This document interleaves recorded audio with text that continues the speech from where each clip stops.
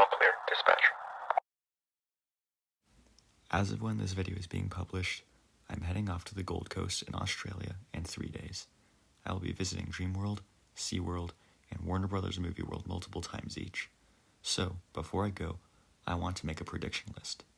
This list will go over my most anticipated rides, in order of how excited I am for each one, and where I believe they will place on my rankings. So, starting off at the number 10 spot, I'm pretty confident that Flight of the Wicked Witch will be the best family ride at Warner Brothers Movie World. This will be my first modern-ish Vekoma, and it looks to be pretty good.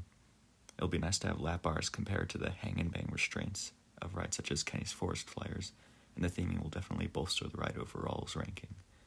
The only downside is it does have one train ops, as the breaks are in the station, so that might make them a bit longer, so I may get limited rides, but nevertheless, I'm very excited for this ride. At the number 9 spot, I have Kansas Twister, my first family boomerang.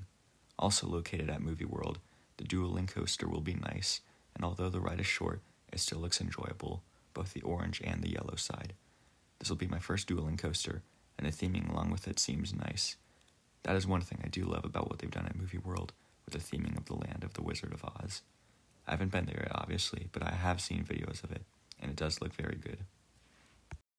I do believe, from what I've seen, that the orange side may be better. However, once I ride this ride, my opinion might change.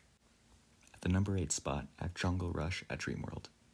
It'll definitely be an interesting experience on the incline triple switch turntable, and it looks to have some decent theming, especially the rock work, although Movie World probably does have better overall theming. I could be wrong though, I'll be seeing it for myself.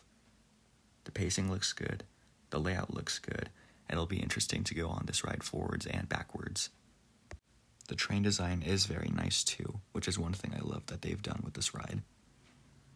It is also nice that it has 2 train operations, which will definitely help with the line, although 20 riders per train isn't the best.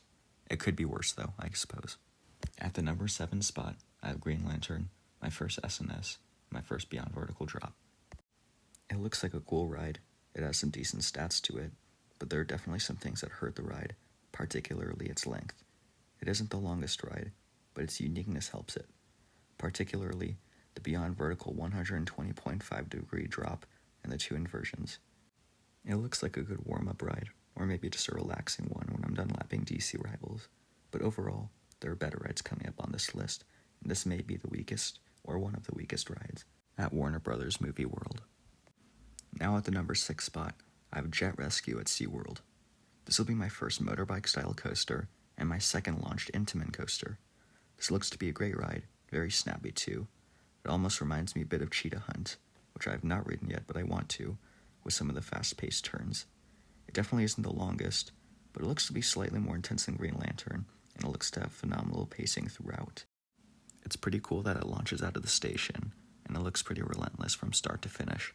I could be wrong, I haven't ridden it yet, so my opinion might change, but then again, it might not, from reviews that I've heard of it.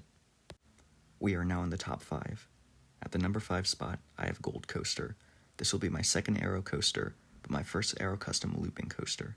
It is definitely a unique one, with only 2 inversions at the end of the ride, but it looks interesting nonetheless.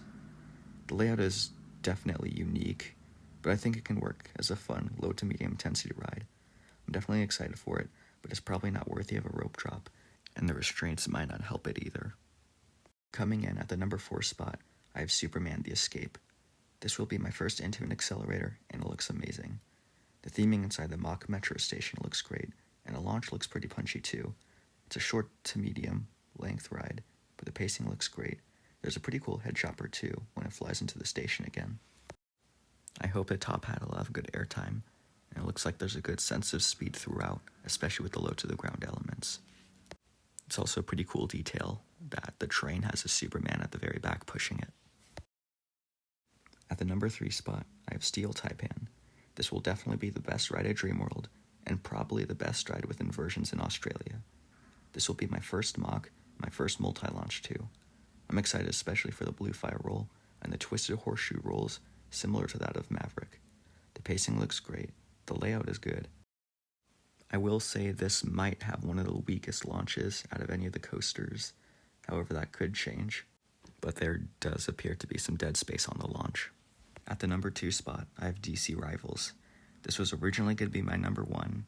However, I think that the number 1 looks a bit better in some categories. No disrespect to DC Rivals, though, this ride looks incredible.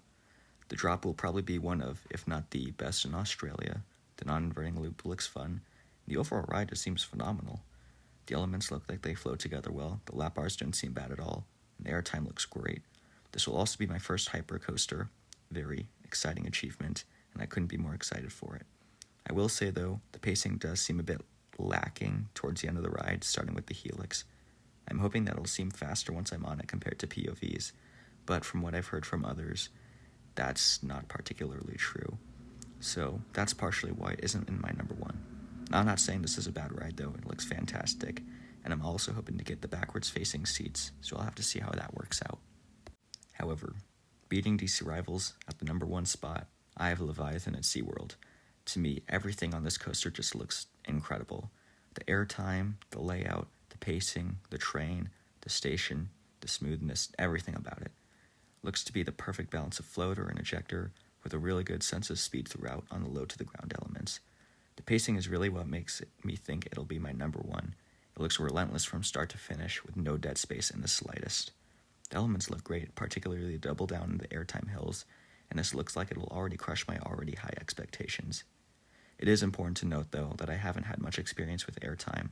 The most I've gone was on an Aero shuttle loop in the very back left row, but I'm sure this will probably be my favorite airtime machine in the world. So, that is all. My trip is coming up soon, and I'll be documenting each day, as well as posting videos about the trip once it is over. Thank you for watching, hope you enjoyed the video, and the next time you'll see me, which will definitely be soon, is when I'm finally in the Gold Coast.